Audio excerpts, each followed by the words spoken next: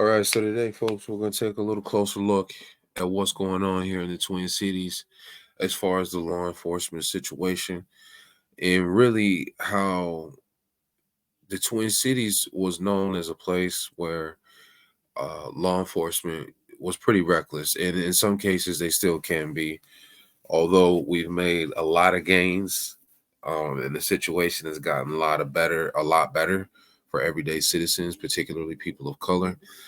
However, the situation has gone pretty far left. So we went from uh, George Floyd being killed in situations.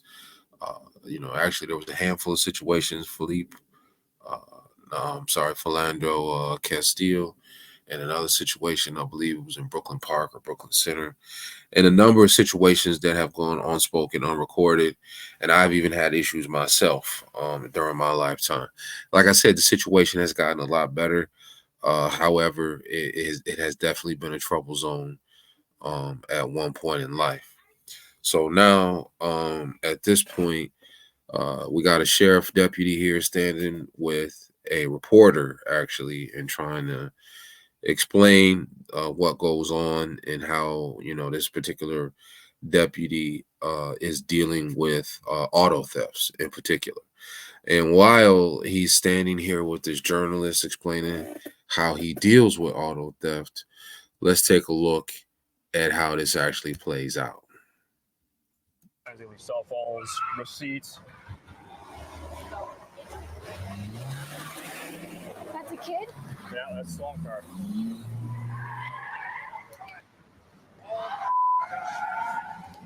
There would be two stolen cars right there.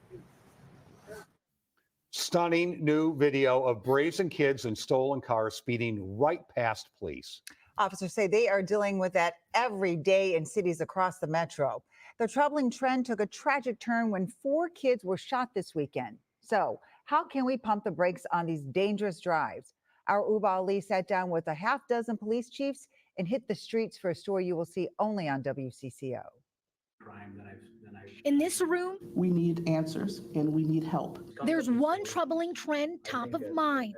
They're getting younger and younger, and they're armed and they're committing more violent crime. Children stealing cars with apparently no fear of the consequences. This dash cam video in Edina shows kids in stolen cars speeding at high rates, ultimately forcing officers to back off. We have a stolen northbound in Bloomington. Deputies like Mike Vine with the auto theft team are assigned to prevent car thefts and recover stolen cars like this one. So we want to catch the bad guys, but we also want to get this car back. While processing this red Hyundai, sometimes they leave cell phones, receipts. That's a kid?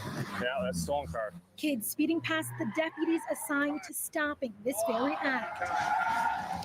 In this case, Sergeant Vi could not follow for her safety.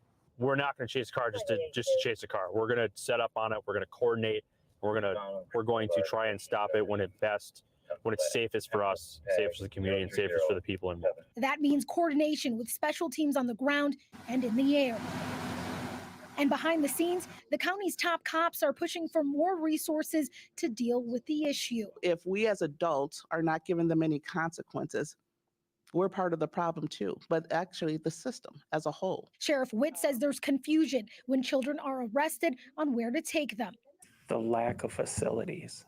We don't have anywhere to take them. And there are a lot of them. In Hennepin County so far this year, there have been 475 cases of vehicle theft, more than half, 247 committed by juveniles. And look at the numbers last year, 566 juvenile car theft cases, the most ever recorded in the county. Having a secured facility, triaging the kids from there, but that's outside of our scope of business. And that's why we say the plea again, we need our partners to step up. And Uba joins us right now. So you saw firsthand, which is just crazy, some kids between. All right, let's go ahead and stop at that point. So you have a people. The situation for a sheriff to be like, or a deputy rather, to say we're not just going to stop a car. We're going to have to sit on it. We're going to coordinate. We're going to do it when it's best safe.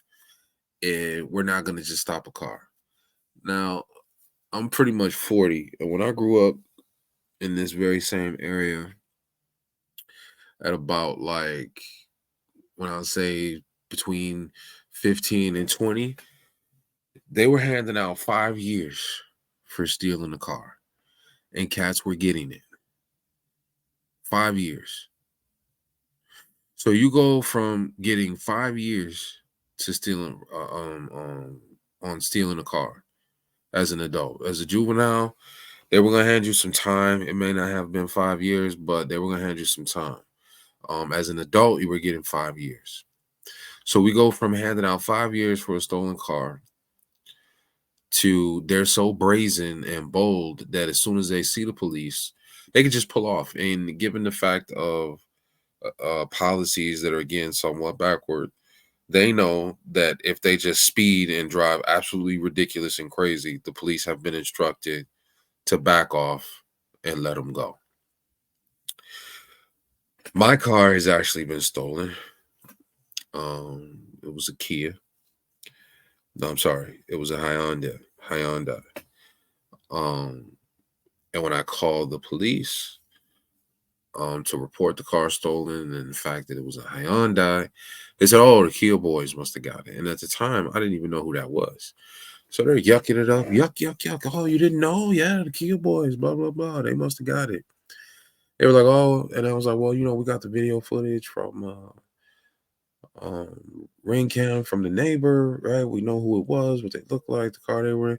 It was like, yeah, you can send it over, but it probably won't really matter. We're probably not going to get them. I mean, it's happening so much. It's difficult to chase. In fact, we don't even come out anymore for stolen cars. We gotta, you can just file on the website, just file a complaint, get something for the insurance company, and you're good to go. If we find the car later, we'll call you, is basically what they said. And they didn't really seem to care. It was just kind of a backward situation altogether. And it was kind of really adding insult to injury that the car is stolen. And then here you go to, have these officials who are there for this kind of thing to retrieve your property or to at least ensure that something can be done.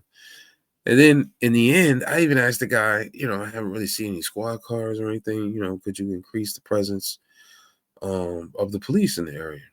The guy's like, "No," right? Actually, he kind of chuckled and was like, it's not really popular time for that. People could feel offended and things like that. I couldn't believe it. So this is the situation in left wing, far left, Twin Cities, which is a microcosm of what's going on in multiple locations around this country right now. What do we do? Well, obviously, we know that there has been problems with law enforcement in the past. However, this is not the solution. To go from one extreme to the other is just not the solution. So we need to continue to hold government accountable. We need to continue to be part of the conversation. We need to continue to speak out, speak to what can work, what is working, and what is not working. And although, Twin Cities being put on the map, Hennepin County being put on the map for George Floyd, and a couple of other colossal fails that they've had, most certainly the solution is not to swing from that to this.